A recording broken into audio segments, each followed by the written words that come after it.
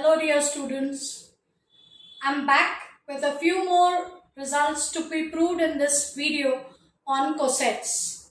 So in today's lecture we are going to start with the result that if H is a subgroup of G, then between any two left cosets of H and G there has to be a 1-1 correspondence. So 1-1 correspondence would between two sets is something like this.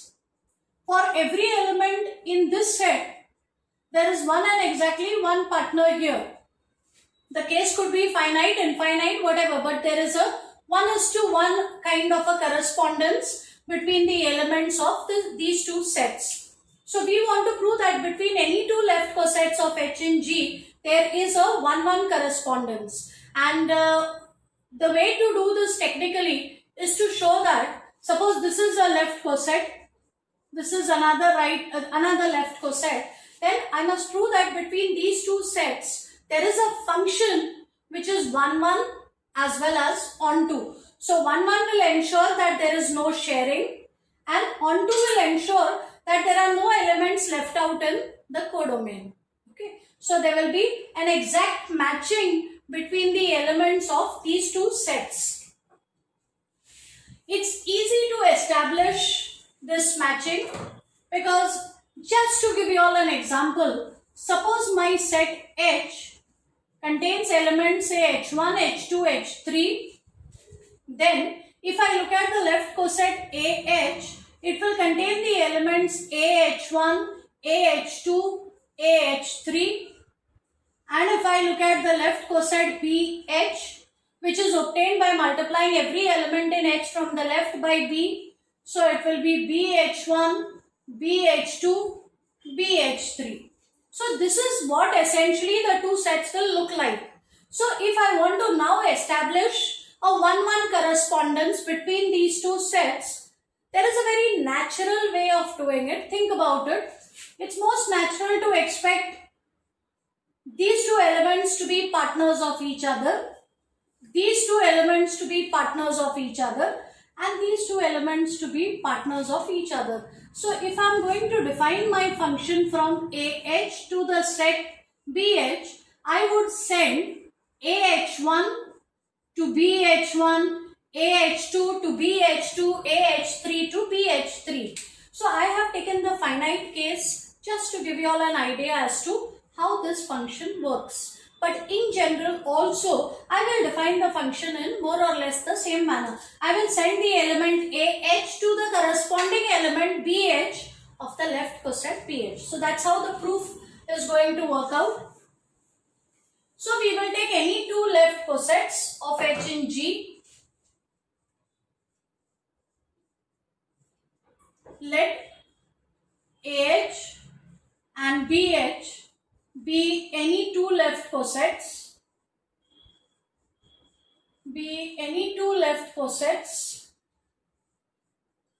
of H and G. That means these two elements A and B are two elements of the group.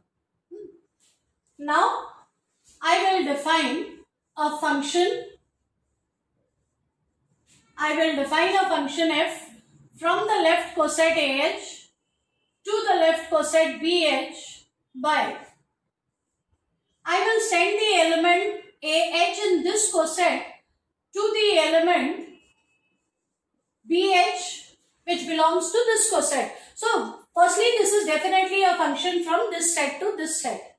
Now and this will be for every element of H, because every element in this set is going to look like A into small h, where small h lies in capital H. Now I will prove that this function is 1-1. So I make a claim that this function is 1-1. A function which is 1-1 is also called an injective function. So I wish to prove that this function is injective or it is 1-1. I have been proving I have been teaching for more than 25 years, and in my experience I have seen that many students stumble with proofs of function being 1-1, onto, or even the concepts of 1-1 and onto. So if that is the case with you all also, then please feel free to write in the comment section below. If quite a few of you want me to make a video on 1-1 and onto functions, I can do so, but some of you have to mention that in the comment section below. Okay, so for the moment we'll just have to assume that you all know how to prove that a function is 1-1, and we'll go ahead with that assumption. So we will assume that images of two elements are equal, and we will prove that the two elements have to be equal. So let's look at the function. Image of an element AH is equal to BH. So image of AH1 will be the same as BH1. Image of AH2 will be BH2. And now don't forget, we are in a group, so we can use the left cancellation law. With the help of the left cancellation law, we get rid of B. So we will get H1 equal to H2. And then let me pre-multiply both sides by A. So I'll get AH1 equal to AH2. And that means this function is 1-1.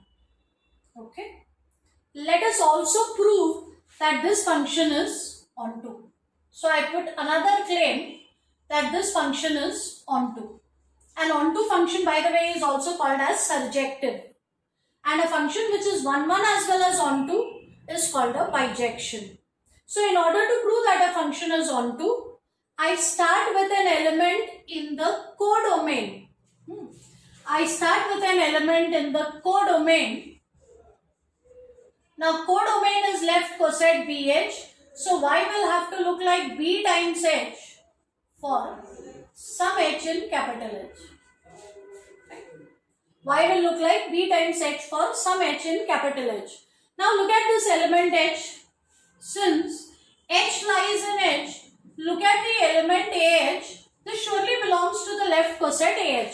So the idea in proving that a function is onto is start with an element in the codomain and see if you can somehow find an element in the domain whose image is going to be this element. That will tell us that every element in the codomain is also connected. So it will be onto. Now this element lies in AH, and the image of this element by definition is BH, which is the same as Y. So for every element in the codomain, I have found an element in the domain whose image is equal to this or which is connected to this. That means there is no extra element left out in the codomain. Everything is connected. So between these two left cosets, there is a 1-1 onto function, or there is an exact matching between the elements of these two sets. So we say that between these two left cosets, there is a 1-1 correspondence. And I have proved this irrespective of whether H is finite or infinite. But, so we are done with this theorem. But in this theorem, it is very interesting if H is finite. Because if H is finite, then this left coset will be finite, this will be finite. And if between two finite sets, you have a bijection, you have a 1-1 onto function, there is an exact matching between the elements of this set and this set in terms of pairing. So, number of elements if the set is finite. I give that as a note. If the set H is finite,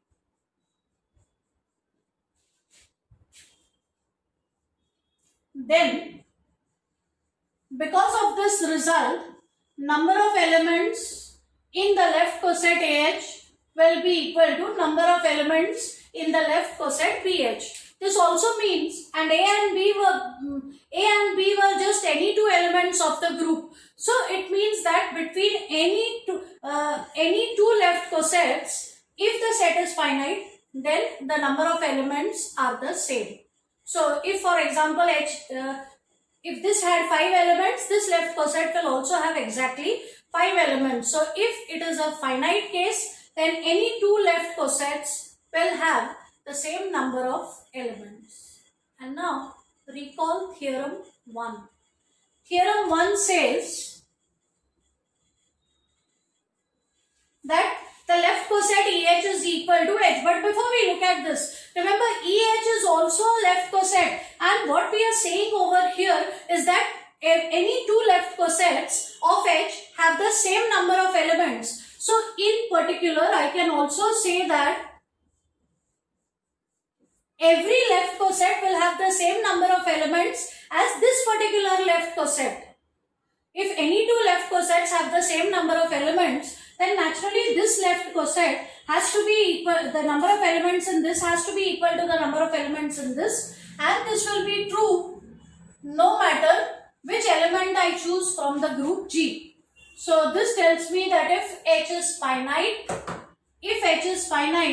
then the number of elements in any left coset will be equal to the number of elements in the subgroup. So whatever number of elements you start with in H, you will get exactly the same number of elements in every left coset of H. So this is an important idea that we are going to use in Lagrange's theorem. And we have just one small result. We are just one step away from putting it all together. It's all these results like a jigsaw puzzle. They are all going to come together, and at the end we are going to get the complete picture, which is nothing but the proof of Lagrange's theorem. But before that, just have some patience. We are, as I said, just one step away. So let me prove the next theorem.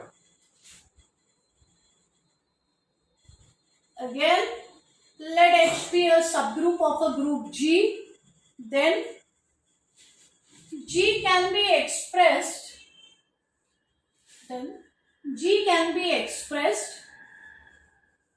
as a disjoint union or a union of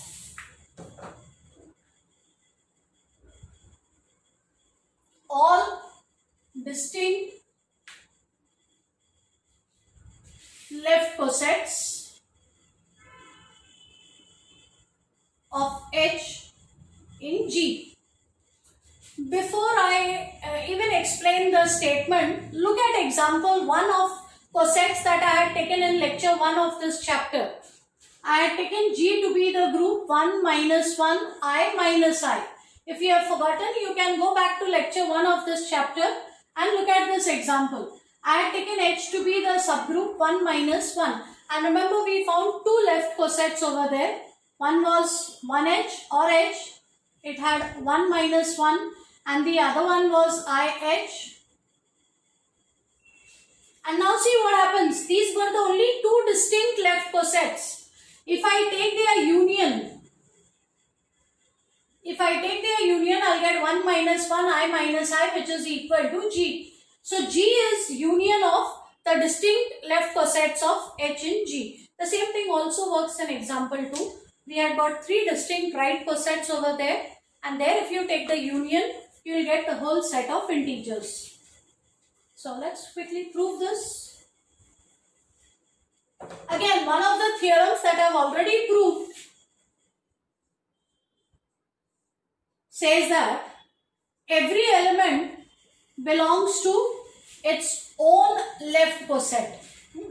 Every element belongs to its own left coset. So, if you look at this union,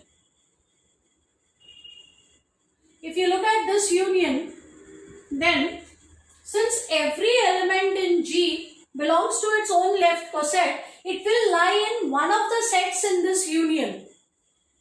And ultimately, everything is happening inside G. So, every left coset is inside G. So, their union is also inside G. So, I can say that G is union of all these left cosets. So, at the moment, it's very clear that if I take the union of all the left cosets, I'll get the group G. But now remember the previous theorem, theorem 6 from the previous lecture. We had proved that any two left cosets are either disjoint or identical. They have nothing in common or they have everything in common. So look at the left cosets which are identical. Keep one of them and throw away the others. So if you throw away the others, it's not going to make a difference because there is no intersection of those with any other set. Either there will be no intersection or complete intersection. So you retain only the distinct ones. Because in the union, even if you keep the identical ones, it's not going to contribute anything. So keep only the distinct ones and that will give you the group G. So G can be written as a union of all distinct left cosets of H in G. And I think we have now built up enough artillery so that we are in a position to prove Lagrange's theorem. But for that, you'll have to wait for the next lecture. In the next lecture, we will prove our Lagrange's theorem. Thank you.